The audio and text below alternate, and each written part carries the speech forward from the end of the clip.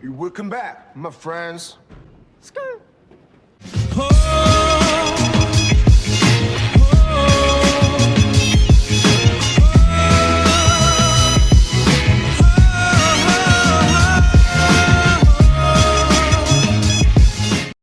Oh god, I'm gonna hate my YouTube algorithm after this, and I don't even want to look at the IP after this the same way that I used to when I was growing up. Oh my god!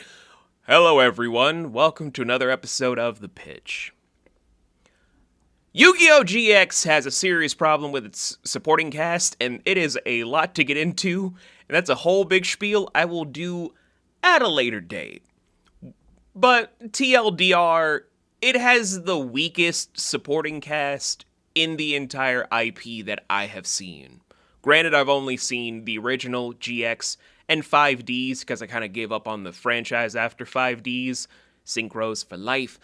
And so my thoughts are primarily on how it's less and less about how everyone is the next generation of successes and more about how to make Jaden just unstoppable. Like, it's never really something of a competency thing from what I have seen. It's more or less, what fodder can we throw out of, like, these know-nothings and these supposed friends that end up kind of doing fuck all until the fourth and final season. So, in this whole vein, I will be taking every couple of months to do a rewrite of a few different supporting characters and see what we can do to basically save them from what happened in the original canon. Let's say that these first three I will be focusing on will be Cyrus, Bastion, and Alexis. So let's begin.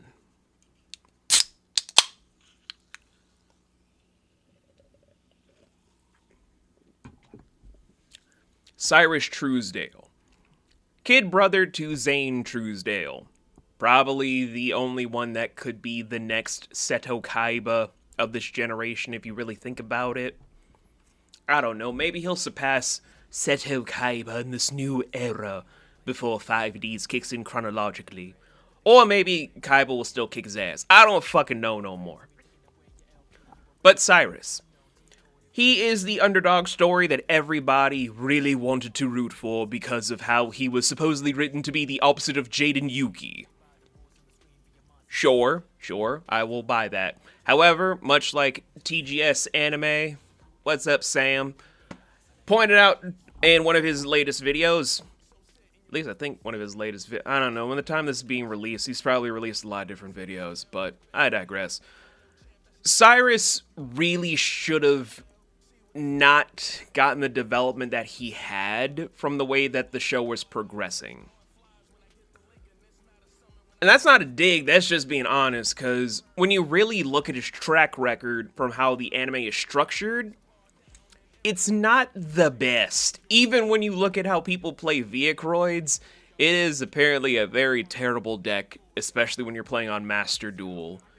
Never fucking play Master Duel, that game is terrible. But I digress. How to fix Cyrus? Well, first and foremost, actually give him stuff that is plot relevant, that's not about him getting his shit kicked in and having him dangle off like he's in one of those old-timey cartoons with the twirly mustache man about to time up to the fucking train tracks to then get ran over. Actually make him less of a damsel in distress sort of archetype and let him develop more and more organically. If we could do the same thing for Jorichi, aka Joey, we could do the same thing for people like Cyrus, who is literally someone playing with a childlike deck, much like Yugi developed by the end of the original series that ended up being a mix and match of his own deck with what Aten created to ultimately make the ultimate deck for himself that really showcased he's come a long way as the true first king of games.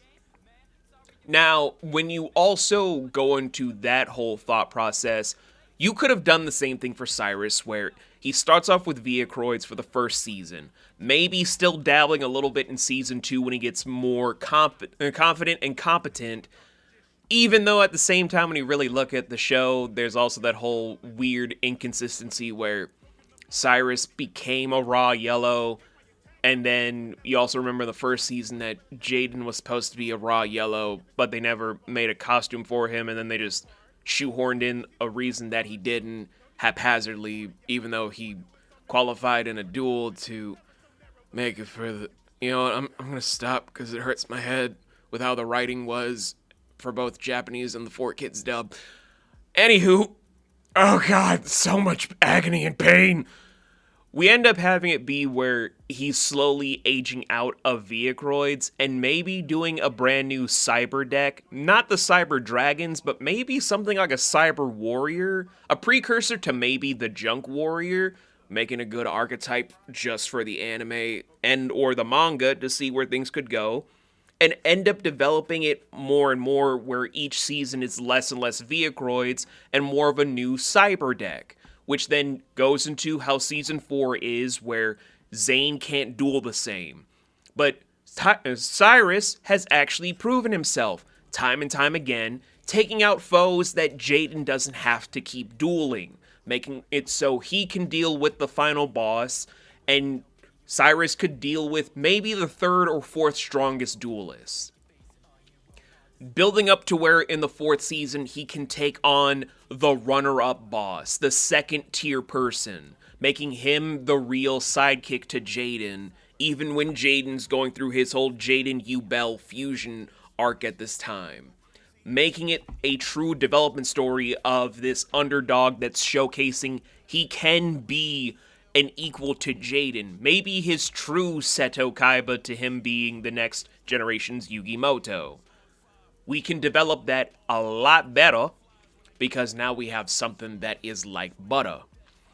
We then have it where the Cyber Warriors and the Cyber Dark Dragon deck merge together, creating a brand new Dark Warrior deck. Actually, that's actually a good concept. Someone make some fan art of some Cyber Warriors and make a Cyber Dark Warrior deck, make some brand new fusions, make a whole big thing out of it. You'll probably make a good mint.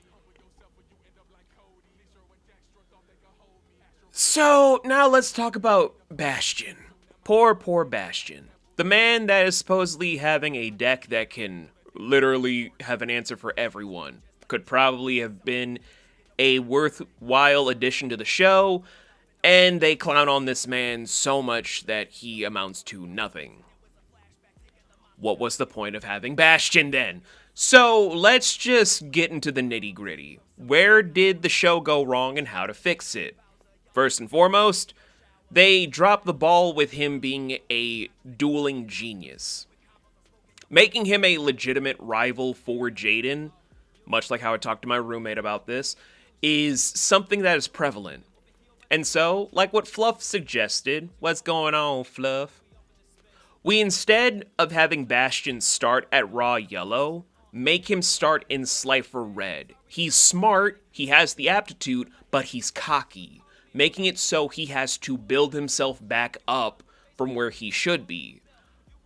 Coupling with this, he doesn't have the same aptitude unless he himself puts in the effort because he's so cocky he doesn't believe he has to put in the same effort as his opponents. Make that a whole awakening thing with his own rival. Make it whoever you want to be for the first season. Could be Chumley, could be him trying to duel against Zane, but him dueling against Zane makes him want to do better, achieve more, and make him want to be a better duelist to make him ascend to Raw Yellow. God, I cannot talk when I am depressed. So, with him going to Raw Yellow starting in Season 2, it's also when Hasselberry would be coming through. Now, like I was talking to my roommate had a lot of thoughts about Bastion. Instead of having him be a rival to Cyrus for the whole thing of, I'm the Sarge's true best friend, I'm the half dino DNA man. Hasselberry, I have so many things to fix about you. We're gonna get to you next time. But with this whole idea where it's Bastion, a man of science, versus Hasselberry, a man of history, Science and history are two components that really do go together, but when they clash, it is explosive. As such, with a dinosaur duelist versus a science duelist, that makes for a better rivalry to make sure that Bastion stays at the top of his game. Maybe having it where, with the Society of Light arc hitting so hard in Season 2, their rivalry pushes it to where they're some of the few raw yellows leading the charge to showcase that raw yellow really is still a substantial dorm that could take on the masses and doesn't have to rely on stuff off screen to be fixed.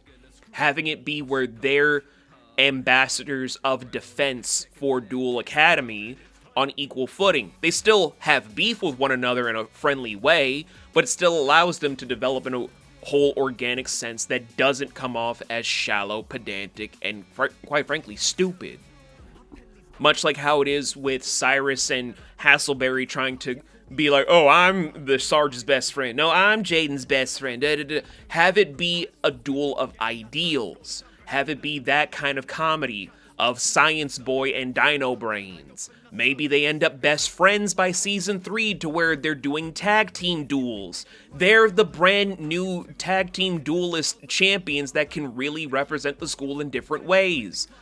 In doing so, it allows more story to be developed by Season 3, where they aren't always on campus. Maybe they're doing stuff for the Chancellor across the globe, doing tag team stuff that showcases that they can do better fusions together, they can do better combinations, and they can take the world by storm to eventually just be their own big champions, my guy. It's all that kind of beauty and more that could have been great, instead of just Bastion leaves to go with a scientist and we only see him once and that's it. What the fuck was going on there? Finally, we have Alexis Rhodes. Now, much like Taya Gardner and Akiza, this was a love interest character for the main character. But this was also the first competent duelist that we had that was female, that wasn't just, oh, I got a lot of wins off screen. I'm sorry, Mai, you deserved so much better. But yes, competent duelist at the start of her career. Cool deck, cool theme, lots of character development that could have gone through, and they made her just the girl of the group. And then she got clapped more than an OnlyFans model. How do we fix this? Well, there are many different ways. A lot of competent ways, but let's start at the beginning. Alexis is an upperclassman, probably a sophomore, but doesn't have the credentials, or she's a legacy student. Starting off in freshman year as a legacy student or just being an upperclassman would have been a better way to introduce the whole premise with her being along with Zane for the ride to see what happens next. As such, we now are able to develop things of, we don't have the crush hitting automatically. Jaden has to work towards that whole thing to make it so they both feel the same way about each other, rather than it being one-sided. I've never really appreciated that with anime. Have it be where the people develop organically together. That's better than just being like, oh, it's one-sided until just magic happens. That's why King and Diane work so well, because of a single flashback. I'm not gonna get into 7 Deadly Sins just yet, but it's coming. That video is coming. So, with Alexis having it where she's gonna put herself first to be a competent duelist afterwards. Putting her own self-worth first, dueling second, and then romance third is probably a better option than what we had received, because with her being a Obelisk Blue, the top tier of the top tiers, she has to prove that she is top dog, but she also needs opponents that really reflect it. Let's say Season 1. Instead of having the Dark Riders or whatever go against Bastion and Zane for stuff that have the feminine wiles, or just doing subpar things here and there with Alexis. We up the ante of having stronger duelists, primarily focusing on the skill level of the people, that isn't just for the, oh, I'm just a tiger that turns into a sexy Amazon. Oh, I'm a vampire that's just a bitch.